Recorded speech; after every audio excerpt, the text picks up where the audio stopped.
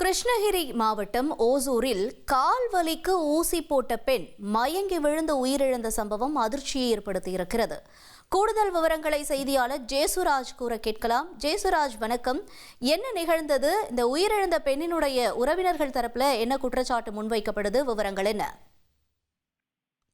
அதாவது ஒசூர் ராம்நகர் பகுதியைச் சேர்ந்தவர் இம்ரான். இவரது மனைவி ரேஸ்மா. 35 வயது ஆகிறது. இவர்களுக்கு திருமணமாகி 2 ஆண்டுகள் ஆகிறது. குழந்தைகள் இல்ல. இந்த ரேஸ்மா பாத்தீங்கன்னா அவருடைய அக்கா மகள் ஓசூர் அரசு மருத்துவமனையில கடந்த 20 நாட்களுக்கு முன்பு குழந்தை பிறந்துள்ளது அவர்களுக்கு, அந்த அக்கா மகளுக்கு. அதனால இந்த ரேஸ்மா 20 நாட்களாக ஒசூர் அரசு மருத்துவமனையில அந்த குழந்தையையும் அந்த தாயையும் கவனிக்கும் இடத்துல அந்த மருத்துவமனையில தங்கி இருந்து வருகிறார். இந்த நிலையில இன்று காலை அவருக்கு கால் வலி ஏற்பட்டுள்ளது.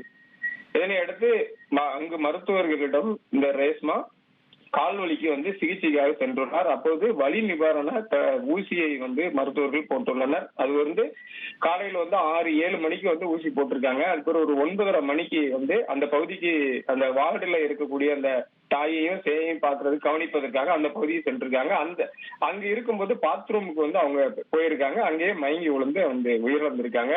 அந்த பகுதியில் நின்றவங்க நீண்ட நேரமா மயங்கி விழுந்திருக்காங்கன்னு சொல்லி மருத்துவர்கள் எல்லாம் கூப்பிட்டு அங்க பார்க்கும்போது அவங்க ஏற்கனவே இறந்துட்டாங்க அப்படின்னு சொல்லி மருத்துவர்கள் சொல்லியிருக்காங்க.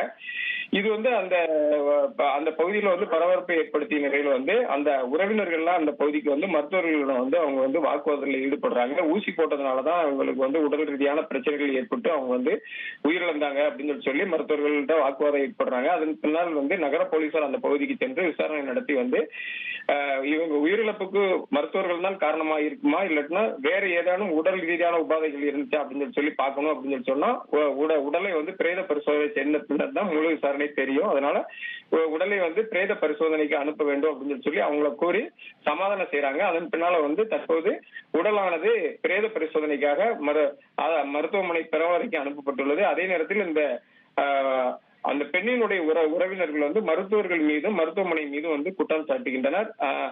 தொடர்ந்து போலீசாரிடம் நகர காவல் நிலையத்தில் புகார் அளித்துள்ளனர். இது சம்பந்தமா போலீசார் தொடர்ந்து தீவிர விசாரணை நடத்தி வருகின்றனர். தகவல்களுக்கு நன்றி ஜேசுராஜ். உங்கள் தந்திவன் தொலைக்காட்சியில் கணபதியே வருவாய் தினமும் காலை 7 மணிக்கு காண தவறாதீர்கள்.